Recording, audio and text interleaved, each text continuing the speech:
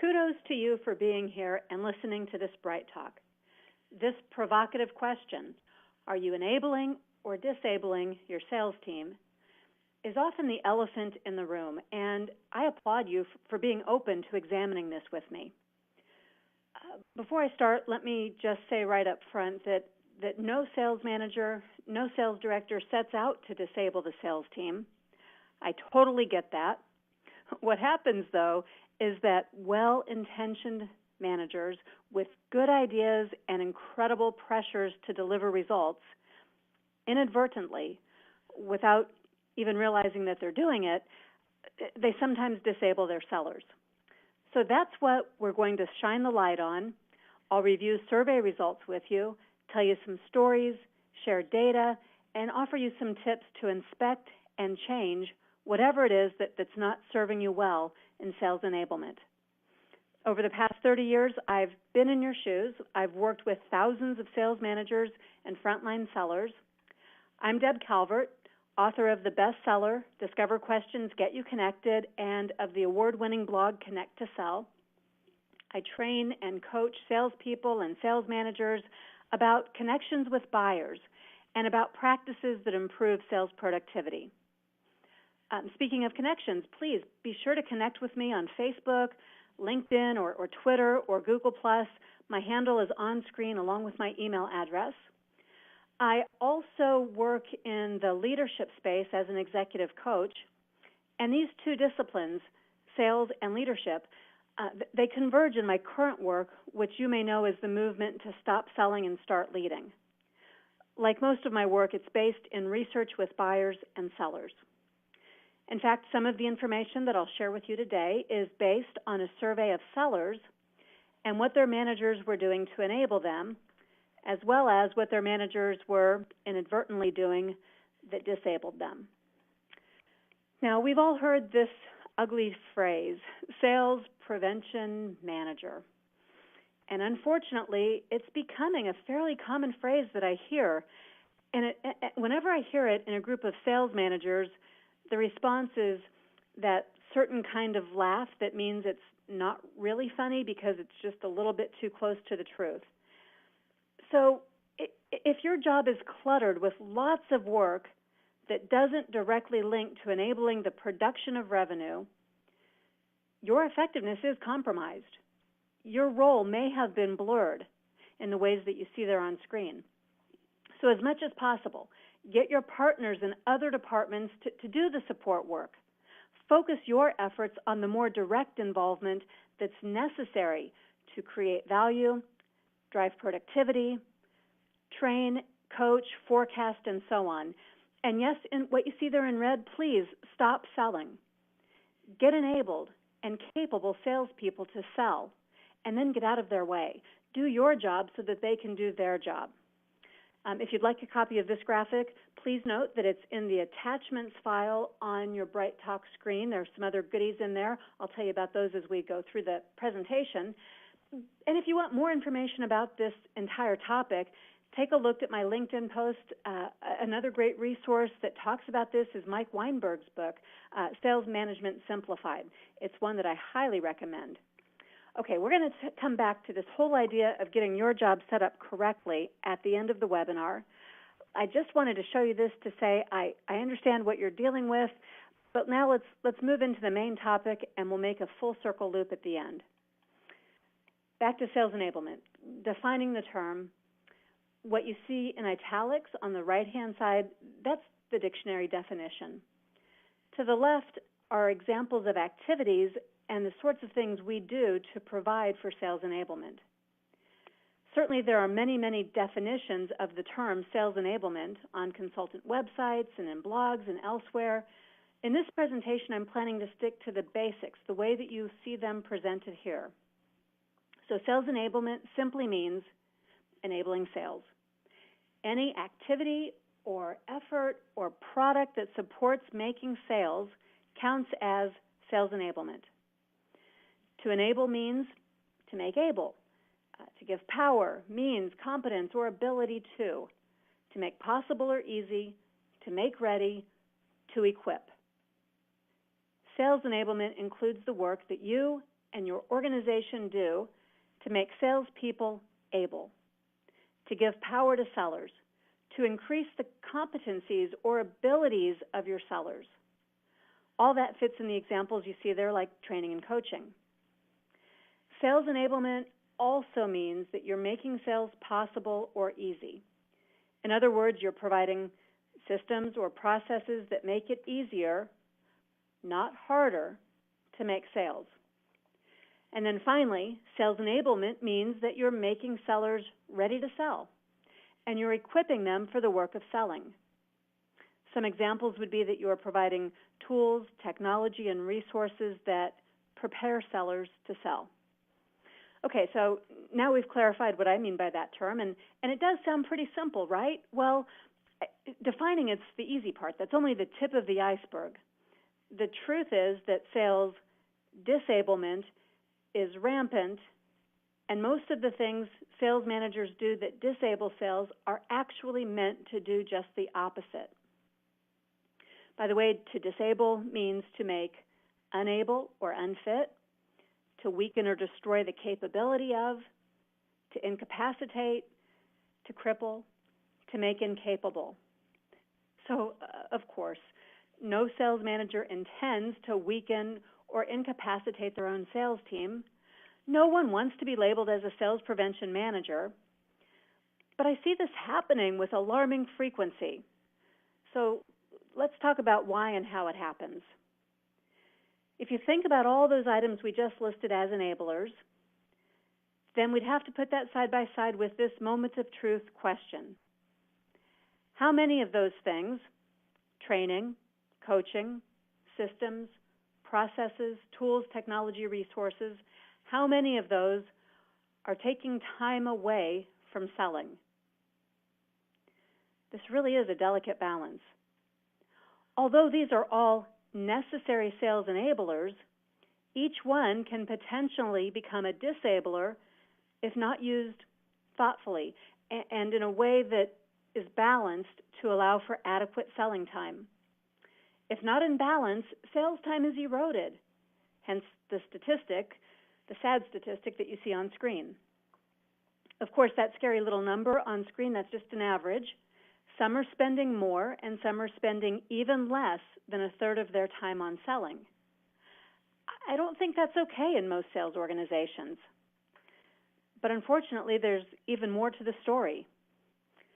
I'm including this slide and this factoid to stir up that pot just a little bit more.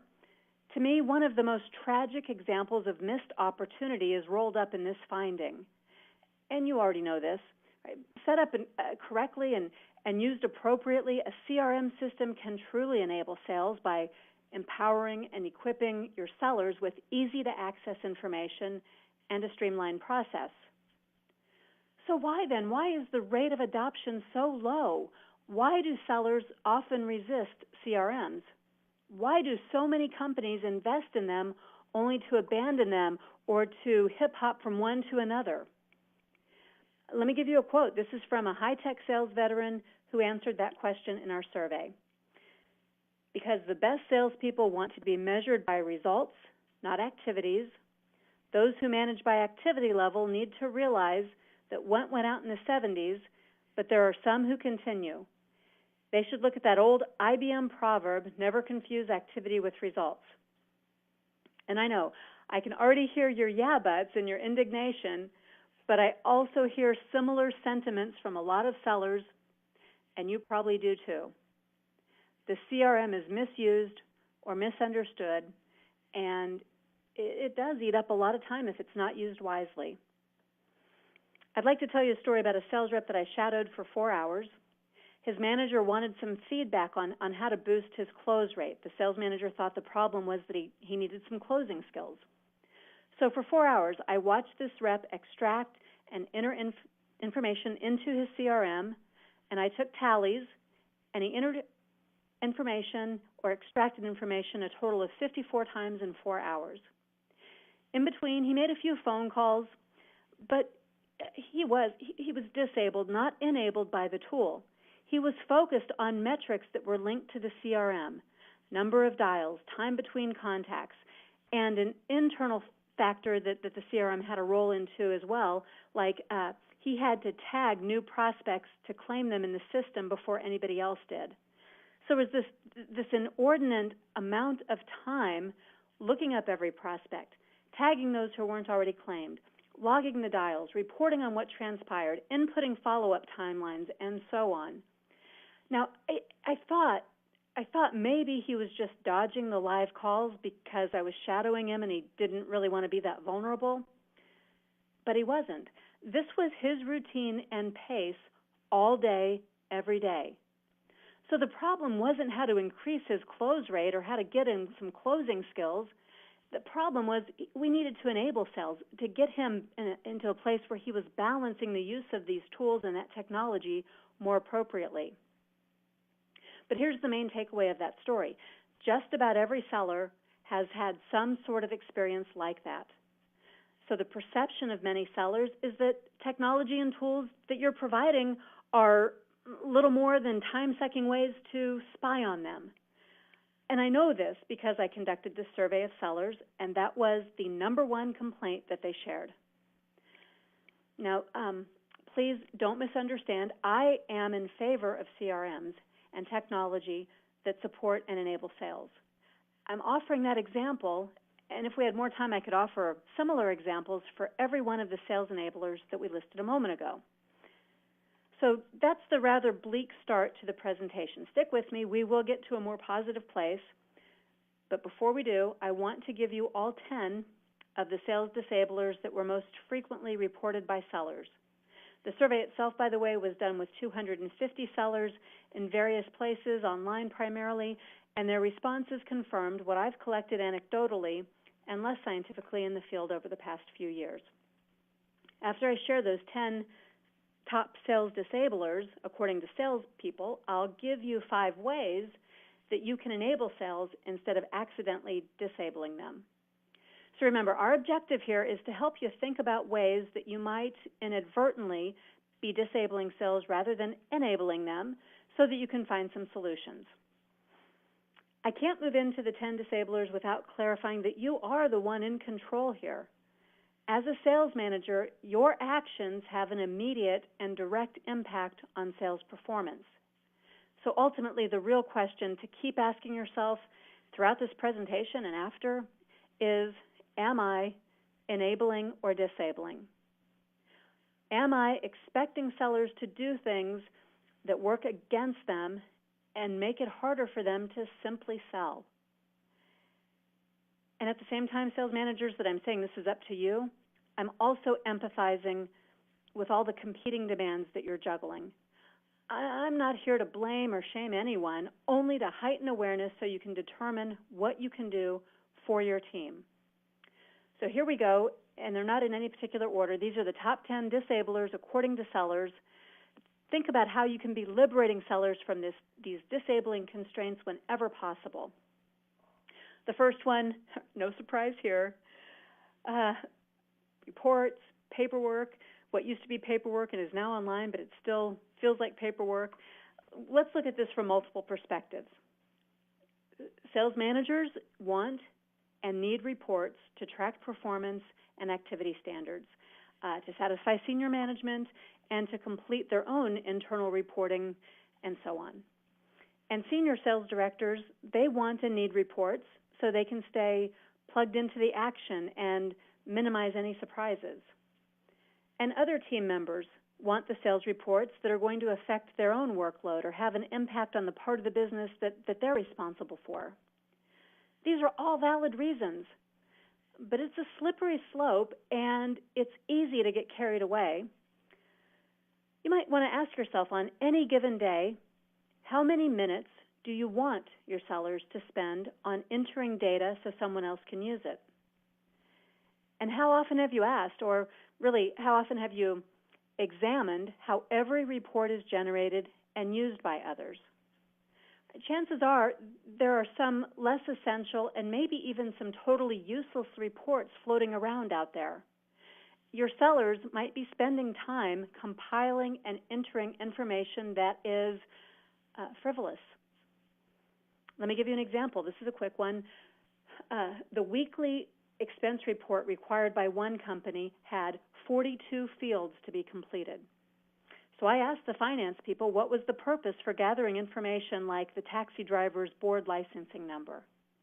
And after a few half-hearted attempts at defending those required fields, they did acquiesce. The form got revised. There are now just 10 simple fields to enter. So I haven't calculated it, but can you just imagine how much time this saves for every single seller? And if you multiply the minutes for one seller that it saves every week by every seller in that organization, well, the number's probably pretty impressive. What could you be doing to examine processes and then to minimize, streamline, and eradicate reports and paperwork that are disabling your sellers? That's the question to think about. Here's the next disabler.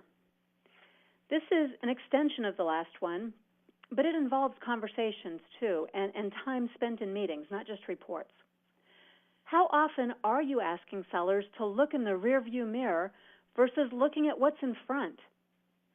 How much time is spent discussing what can't be changed, what may not even be relevant anymore? See, many sales forecasts are based on history instead of being based on potential.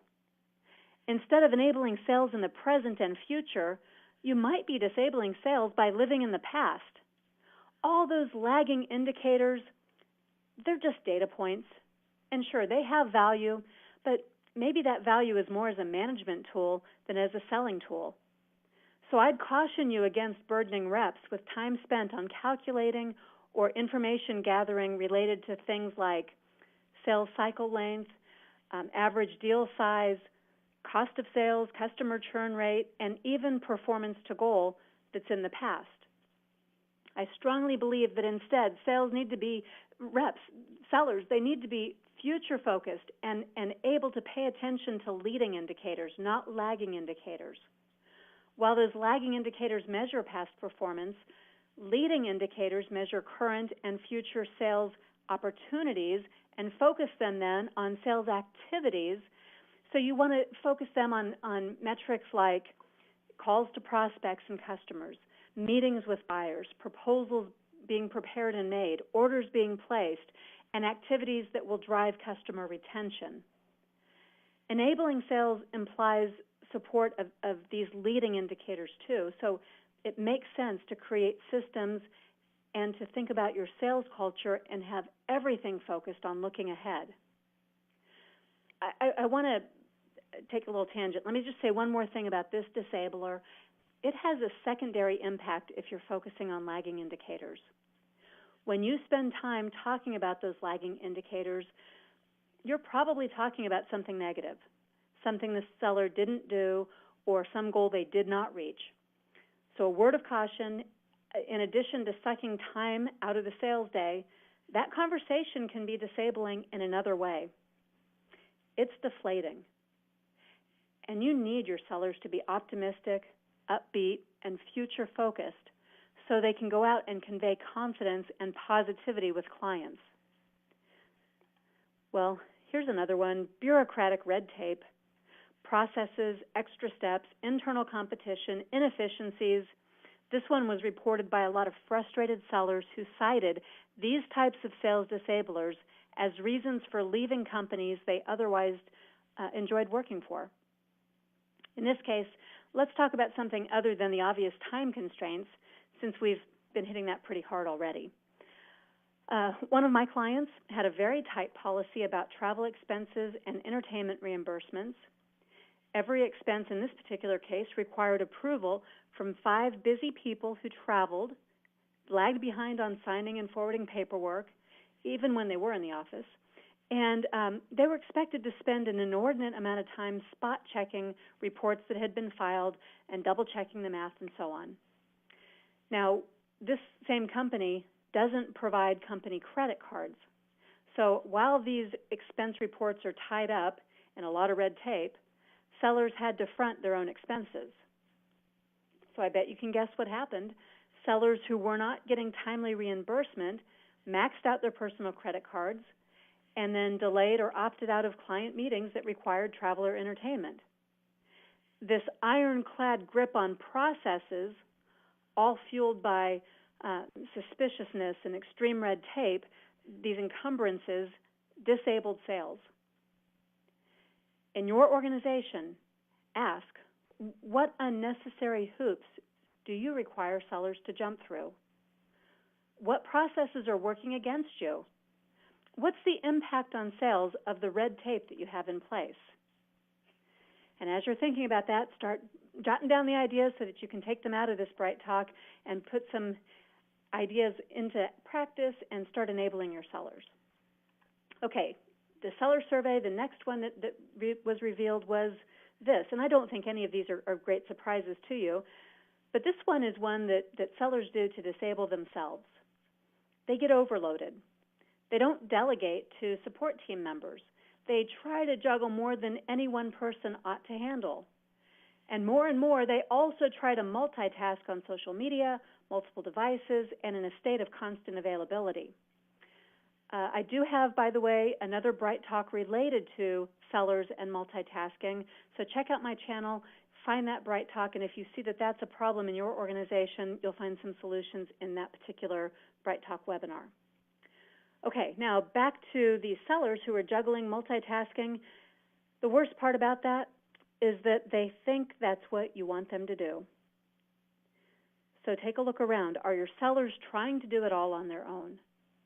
Why? Is it a function of low quality or low quantity resources? Or do they have poor delegation skills? Or is there an unclear delineation of roles and responsibilities? Or is it call reluctance? Is this a desire to dodge selling activities? Figure it out. Whatever your answer is, it is up to you to clear their plates and to give them the right message and to get them out of this overload that they're putting on themselves so that they will be enabled to sell. And yeah, I do. I know. You're probably overloaded too. So in order to fully enable sales, you may have some work to do in eliminating whatever it is that disables you from managing and coaching your sellers. Okay, well, here's another one that's not a surprise. If you weren't muted, I bet we'd hear a collective groan or maybe even a collective cheer from this next slide. And the cheer would be because you already know that team meetings can be a problem. And you recognize that they aren't always that productive. And the groan would be because even though you know this, you haven't figured out what to do about it. This could be a topic of its own today, but I'll leave it with a question for you to ponder. In your typical team meetings, how many agenda items are focused exclusively on enabling immediate sales? And by contrast, how many of your agenda items are more related to housekeeping and may actually disable sales and could probably be communicated via email? Well, those are the first 5. According to sales reps, these are the first 5 time sucks that disable them from selling more. And as painful as this is, let's keep going. Let's face the next 5 head-on also. Keep thinking about what you can do, even small things you can do to chip away at these disablers, because every little bit does add up. 5 more time wasters, according to sellers. I think this one is interesting. Drive time. It's viewed as a necessary evil. Call it windshield time for sellers who drive, or air time for those who fly to see buyers, phone hold, music time for telesellers. It all applies. Any of that waiting, any of the in-between time getting to the next appointment. That's actually only a disabler if it's wasted time. So the question for you is, how can you help sellers maximize this time and make it a sales enabler instead? Maybe it's a blended learning approach where audio training in short segments fills up drive time. Or maybe it's that you get some voice-to-text software, or hands-free calling, or pre-approval of airline charges for Wi-Fi. It could be any number of easy, relatively inexpensive tools you provide to help make the most of this time. And of course, any reasonable way that this time can be minimized is also smart business. Keeping pure with geographic territories or encouraging more phone interactions might be a bigger time saver than you realize. Okay, now remember, this is feedback from sales reps. from sellers when they were asked what they perceived to be the biggest time wasters in their sales day. The responses that listed cold calling mainly focused on poor quality leads, poor ability to open properly, and or the hidden sales disabler known as activity metrics that we already talked about. Telesellers and SDRs seem to have a lot of activity metrics. So because of those, I've seen disablement in the form of rushed calls when sellers have an average time per call metric or a minimum number of calls that must be completed type of metric. And some of those metrics are promoting behaviors that are crippling to a sales organization. Unnecessary transfers because sellers think an inbound call will take too long. Hasty hang-ups that leave negative impressions on gatekeepers. Minimum sales made rather than probing for needs that might lead to larger orders but would take longer to talk about. What sort of cold calling enablers do you have in place? Maybe you've got predictive auto dialers. Take a look. Are they working? Are they truly enabling, or could they be disabling your team?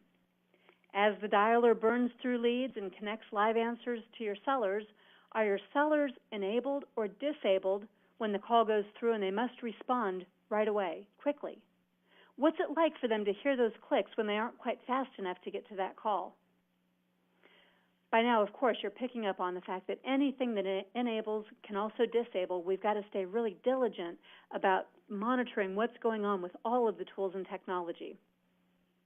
And that's the hardest part about sales enablement. All these great ideas, these cool new things to try, all these opportunities to offer something else to your sellers.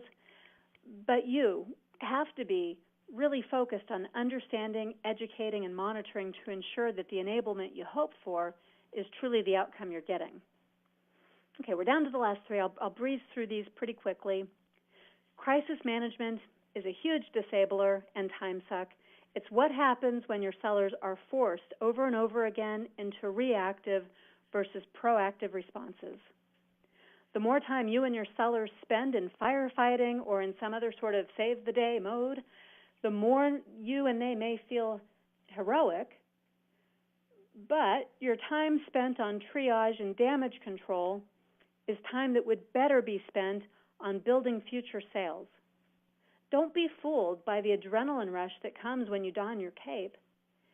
Instead, get proactive and troubleshoot to reduce the amount of time that these superheroic feats are required. Ask yourself, how many times have you had to get into crisis management mode to solve the same sort of recurring problem? That's your cue.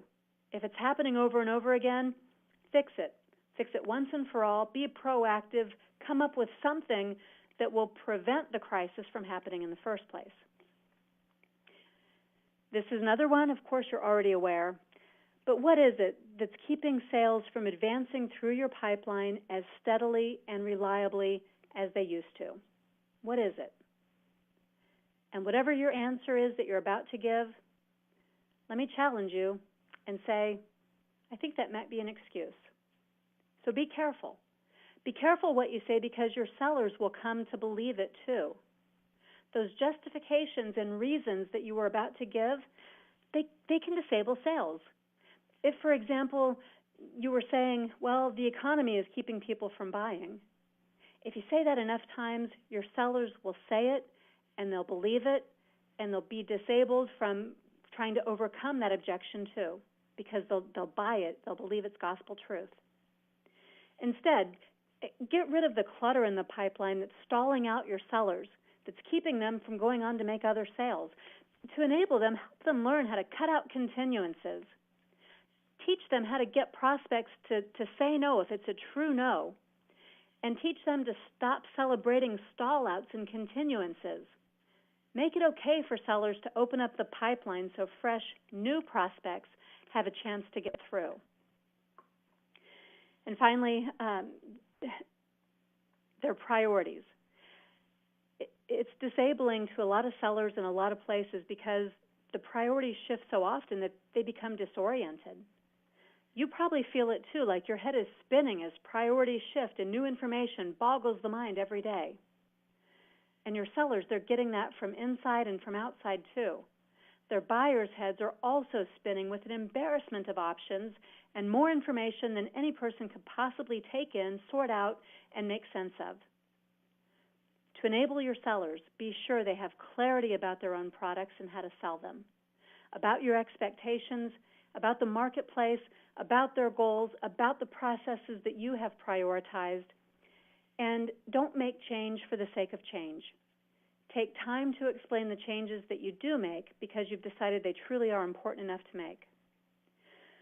With that, let me just briefly recap the 10 biggest time wasters according to sellers: reports and paperwork, lagging indicators, red tape, overload, meetings, drive time, unproductive cold calling, crisis management, clogged pipelines, and shifting priorities. So what is it that we're going to do about all this? Please don't be disheartened, because there's actually a lot that you can do. Back to that more positive place I promised you, and I had to take you through the ringer because so many sales managers just can't see the forest for the trees. You're right in the midst of all that every day, so it's just naturally harder for you to recognize it. Now, I'm going to give you 5 strategies for keeping on track and doing more enabling with less disabling. I'll start with 2 that are obvious, and then I'll add 3 that are less obvious. Please note the defining phrases of what it means to enable, they haven't changed. On screen, I put them in a little different order to help you track what we're doing in the terminology of enabling.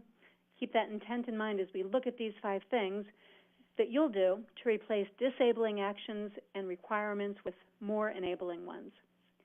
What we're aiming for are the specific ways you're going to make a dent in disablement for your own sales team. Don't let yourself be overwhelmed by ideas of everything that should be done. Break it down to smaller and more actionable steps about the things that could be done, and in fact that you will do. Because it is your job to enable sales by clearing barriers. The biggest impact you can quickly make will come from getting rid of sacred cows and challenging the status quo processes and procedures you have in place. One really great exercise you can use is to evaluate a day in the life of a salesperson. And as you do, ask this single question about each and every activity. How much does this activity contribute in driving top-line revenue? Ask it with impunity. Declutter your mind so you're not filtering with yeah buts and pressures from non-selling entities. We already know that someone at some time felt that each of these activities was relevant, important, or useful. That's not the question that you're asking with this evaluation. You can come back to those justifications later. First, start with a pure look at the central question on screen for each and every activity that a salesperson does. Keep asking, how much does this activity contribute in driving top-line revenue? And if you can answer a lot, keep it. A little, take another look at it. Not at all, get rid of it. I'm going to give you a story. This one's a little bit more complicated, but I think it'll help you to understand why this is so important to do. This is a real example, a couple of them. First of all, think about your team meeting. If you've got your entire sales team in your weekly meeting for an hour, and your agenda includes things like reviewing the month-to-date numbers, updating the vacation calendar, reviewing the credit policy since the credit manager's been breathing down your neck, providing a little product training on an extension line, reminding sellers to update their pipeline report every day, and encouraging participation in the United Way campaign. Right, for each item on your agenda, you'd have to ask yourself, how much does this discussion contribute to driving top-line revenue? And if the answer is not at all, consider scrapping it. Weigh the ROI. A 15-minute review of the credit policy multiplied by 8 sellers in the room is 120 minutes. That's 2 hours of lost selling time. Is it worth it? What alternatives do you have that would eat up less selling time? Now, that stark example I promised you, this is from an actual sales organization that I consulted with. Happened a little while back. This is an inside sales team of 32 people. Stick with me as you hear these details unfold, because this is the kind of inspection you want to do. 32 people. Now, on this particular day, they had excess production on a perishable good that needed to be moved immediately. So basically, this was a sales blitz. And in an effort to keep people motivated, the VP of sales required an email to be written and sent to the whole team and read by the whole team after each sale. He wanted them to know about the sales and to stay on top of them so they could track the inventory. And he also followed up those emails with one of his own to the full team with congratulations and encouragement. So I observed this for 4 hours, and I tallied up the time spent on writing and reading emails. They did make 72 sales. 72 sales meant 72 emails from sellers, 72 emails from the VP. That's 144 emails in 4 hours. When sellers were doing this, they spent about 3 minutes writing the email, so that's 216 minutes right there. Each seller who received one spent about 15 seconds scanning and another 2 minutes sort of stretching and re-engaging in the sales zone after reading these mandatory emails. That's another 324 minutes per seller, or now we're up to a cumulative total on that alone of 10,368 minutes, which is 173 hours. And if you were doing that math with me, you've already deducted that this is impossible. For 32 people, each working 4 hours without a break, we've only got 128 hours available. But the report outs being requested would have taken 173 hours. The good news, if you want to call it that, is that only a few sellers complied with the command. So the sales VP, obviously well-intentioned, he genuinely thought he'd motivate and enable people with this approach. He just didn't think it through. Maybe you've got situations like that in your own sales organization. So that's why the question and exercise of evaluating ROI is so important for you to do and to do diligently. These are all little disablers. They're big enablers, though, that can come after these. And this one, striking a balance, maybe that seems a little old school, but it's effective. A sales manager I know who's been highly successful in 3 different companies with 2 vastly different industries uses this very basic approach. Her sellers have one and only one metric, and that's performance to goal. She has this one and only requirement related to sales activity. That's an absolute, unbending requirement that all sellers spend the hours from 10 a.m. to 4 p.m. in customer-facing activities, sales calls, client lunches, networking events, and so on. No exceptions. That means that sellers do paperwork and planning to bookend their days.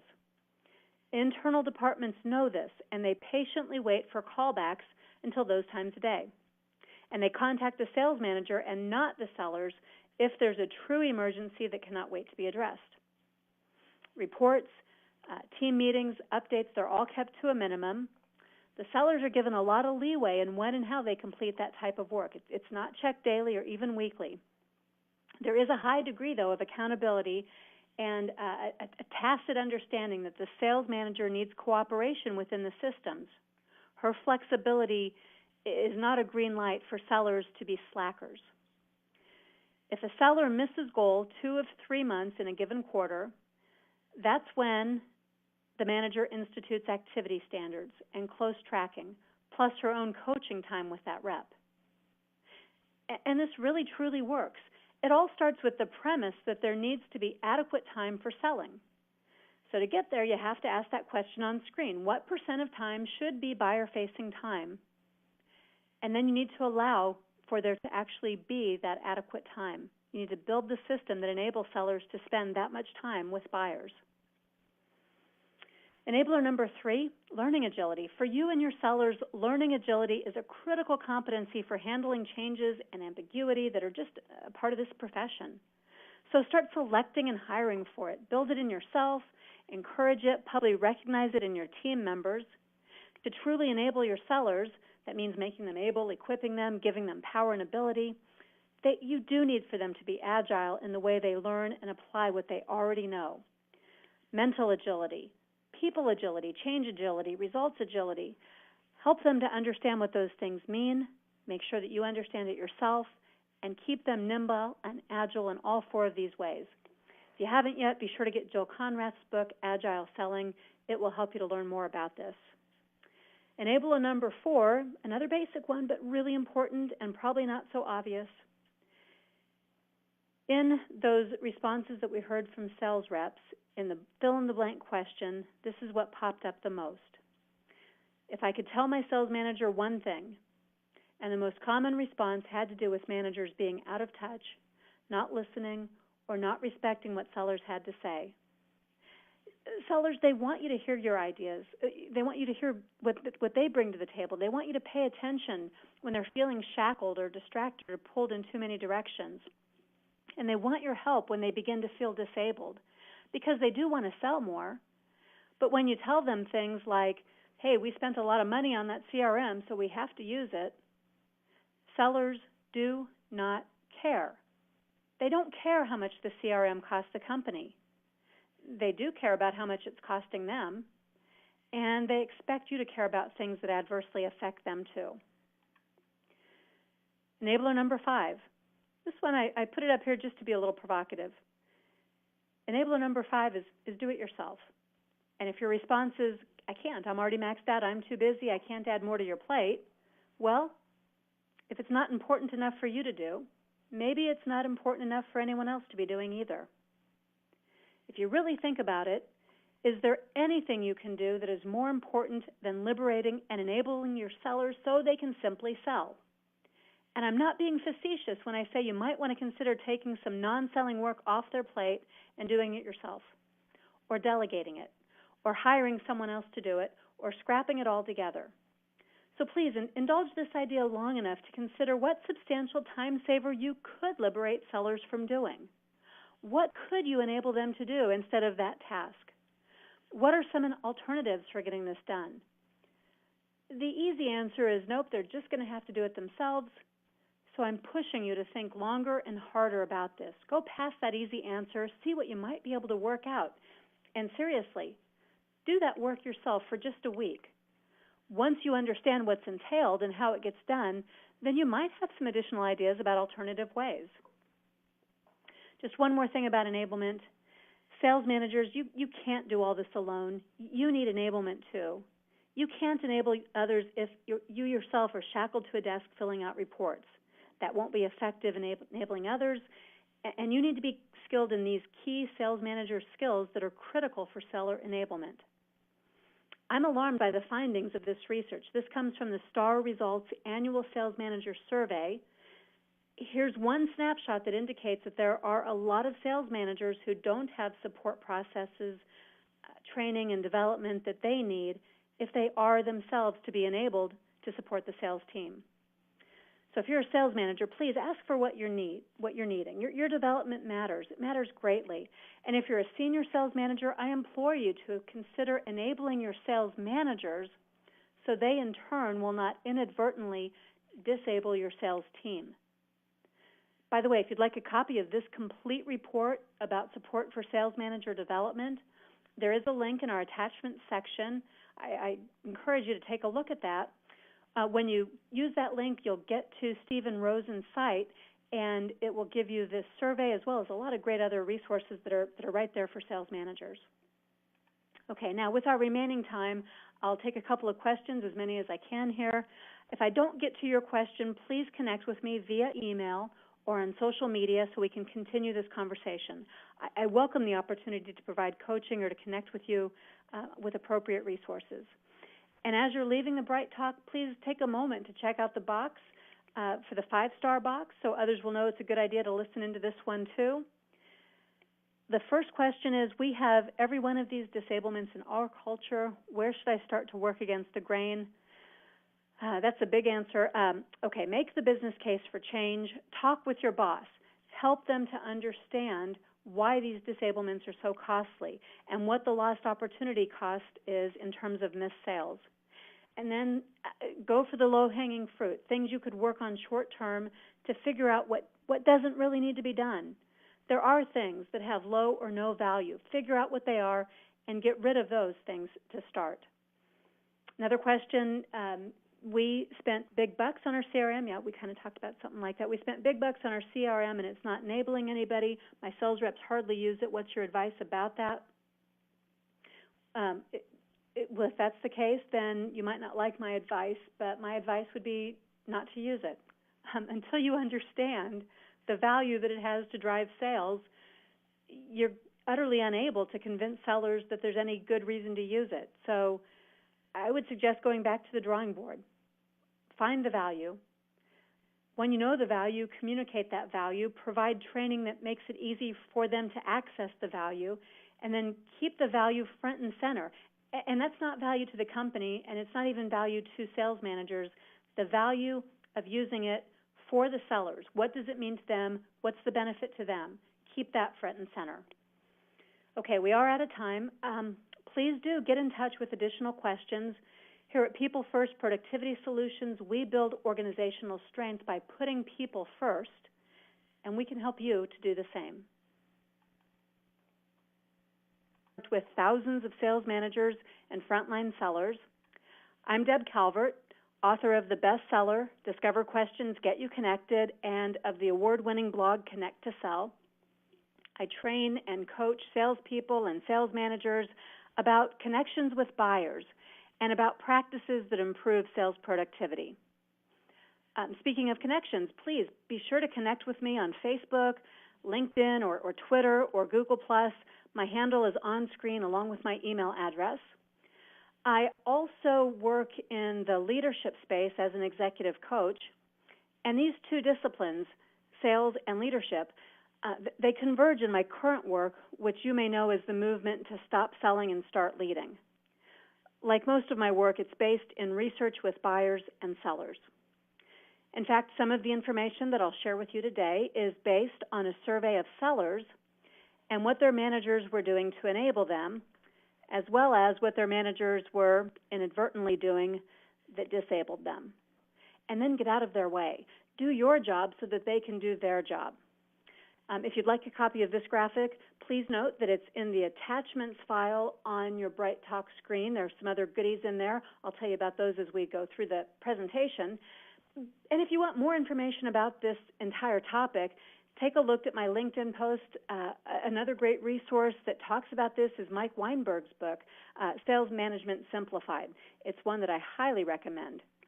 Okay, we're going to come back to this whole idea of getting your job set up correctly at the end of the webinar.